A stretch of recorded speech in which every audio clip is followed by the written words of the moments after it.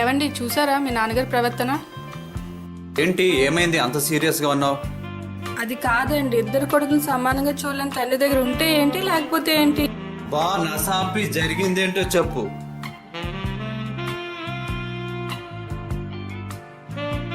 ఏంటి శరత్, క్యాంపుకు నువ్వు ఒక్కడే వెళ్తానన్నావు, అందరూ కలిసి బయలుదేరారా? మావయ్య గారు కొడుకులిద్దరిని సమానంగా చూడలేనప్పుడు బయటకు వెళ్ళిపోవడమే మంచిది, అందుకే మేము బయటకు వెళ్ళిపోతున్నాం. ఏమైందమ్మా హరిణి? అది కాదు నాన్న, కింద నెలలో జశాంకు స్కూల్లో గోల్డ్ డ్రింక్ పారేస్తే కోపంతో మందలించారంట కదా. అవునరా, అయితే మొన్న తమ్ముడు కొడుకు అన్వేష్ అదే పని చేస్తే కనీసం మందలించకుండా పోతే పోని కొత్తది కొనొచ్చి అంటారా?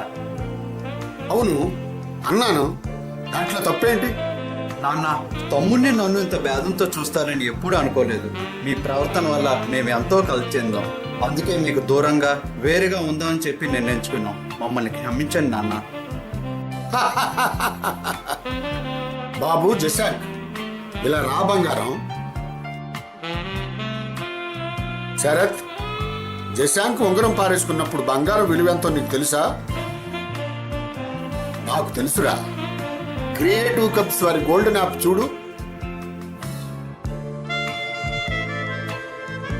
జశాంక్ ఉంగరం పారేసుకున్నప్పుడు బంగారు విలువ చాలా ఎక్కువ, అందుకే మందలించాను.